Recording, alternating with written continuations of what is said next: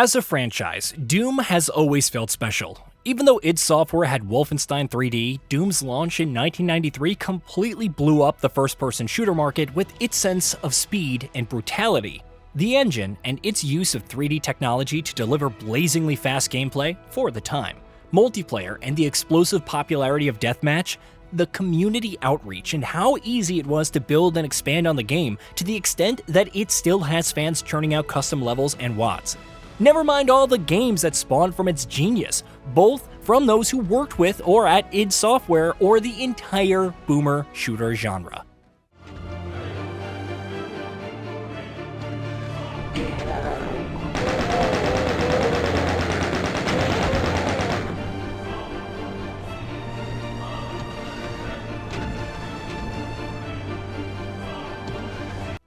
Even Doom 3, which adopted more of a survival horror shooter approach and fumbled in numerous ways, felt special. The trend continued with Doom 2016, which combined elements of old-school titles with brand new mechanics, including glory kills, and paved the way for the revival of the series. After that, the hype for Doom Eternal was immense. How would id Software innovate on everything we'd seen before? Hey! Who are you? You can't be here.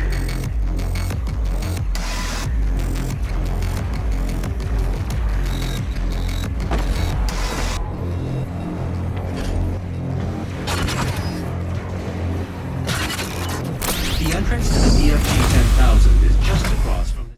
How would this universe offer new ways to slay demons, and on how extravagant of a scale? Expectations were sky high, but lo and behold, Eternal met and even surpassed many, delivering not only one of the best games of that year, but a top-tier first-person experience. 5 years later, we arrive at Doom: The Dark Ages. Granted, the hype has only been building since its reveal last year, but the past few months have placed it on a completely different level. Everything we've seen thus far from id Software showcases a general rethinking of everything that makes Doom, Doom. Yet the mood feels distinctly in line with what's come before. We need him. Launch the Slayer. Impact confirmed. The Slayer has been activated. Melee combat is essential to the Doom Slayer experience, but the Dark Ages expands on it with a dedicated shield and parrying. Desyncing glory kills means a good hit with the flail, mace, or gauntlet could lead to a killing blow without interrupting the overall flow and pacing. The enemies themselves balanced around this, whether it's the Agadon Hunter, the game's equivalent to Eternal's Marauder, or the recently revealed Cosmic Baron. It's about close-up fights and knockdown, drag-out brawls, as it is about unloading ammo into every demon that moves. You won't be dodge rolling and managing stamina, though some degree of resource management is required. The tankier nature of the Slayer also ensures a more grounded fighting style, even as you ricochet the shield saw off of multiple enemies or use it to dash and bash an enemy. Of course, that's not all. The setting not only lends a certain medieval air, but stays true to the futuristic and demonic overtones pervading the series. The Night Sentinels still derive energy from the Wraiths. Demons overrun Sentinel Prime, but their swarming ground forces are backed by airships, which players tackle with a dragon mount. In the same vein, towering titans are met head-on with giant Atlan mechs equipped with distinct miniguns and shotguns. It's an incredible mashup of elements that feel unique to Doom while remaining grounded in this unique medieval world. And yet, it feels like there's something more to what makes Doom: The Dark Ages so promising. It's reminiscent of the vibe of FromSoftware's Elden Ring.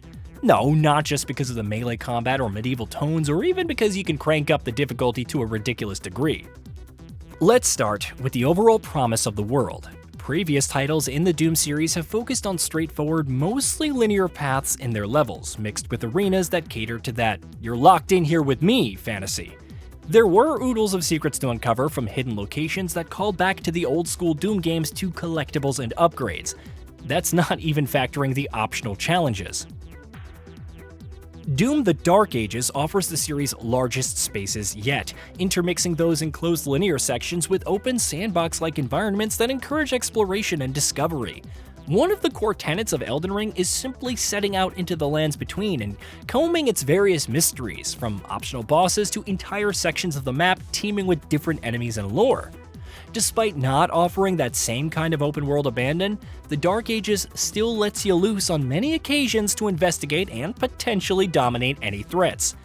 These could range from puzzles that require careful timing with the shield saw, to that one strange tentacle that completely wrecked some previewers.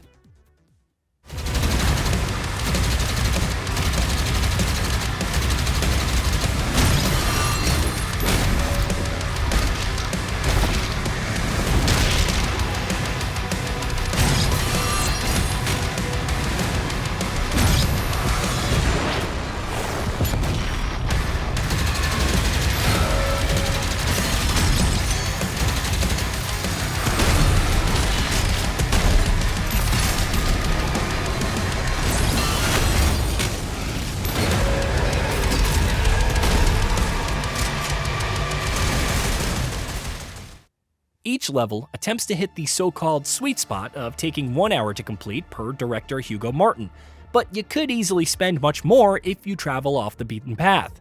There's also an extensive degree of freedom as seen with the Siege level, a large, distinct battleground with chaos all around, letting you complete objectives in just about any order.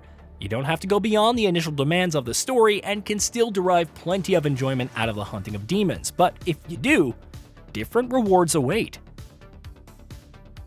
Then there's the lore. At first, it seemed like the equivalent of Halo Reach. We know where events lead, but haven't experienced them firsthand.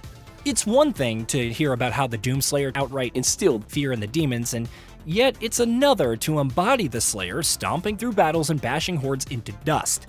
Then there are the things we didn't know, like Hell's cooperation with the Cosmic Realm, resulting in Lovecraftian-like enemies opposing the Slayer. How does that come into play, and how will it affect the overall lore? And credit where credit's due. id Software realizes the importance of this period of the Slayer's life, and is lending a cinematic weight that we haven't seen in previous titles.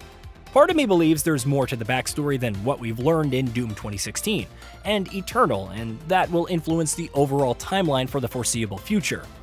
Best of all, it won't be relegated to optional reading, instead coming to life in the various cutscenes seen thus far.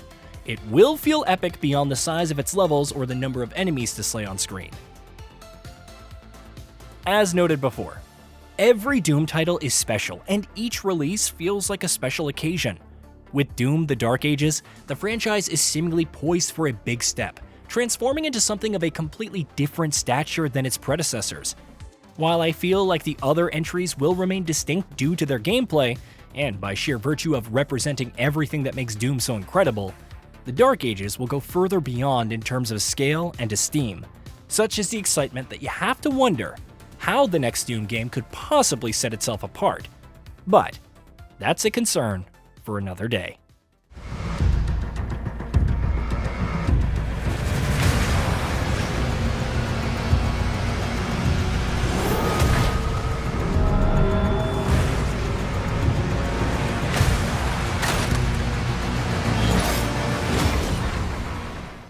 Hey, did you know that we at Gaming Bolt upload new videos every day? Stick around, drop a like, subscribe, and hit that bell. And let us know what kind of content you'd like to see in the future with a comment below.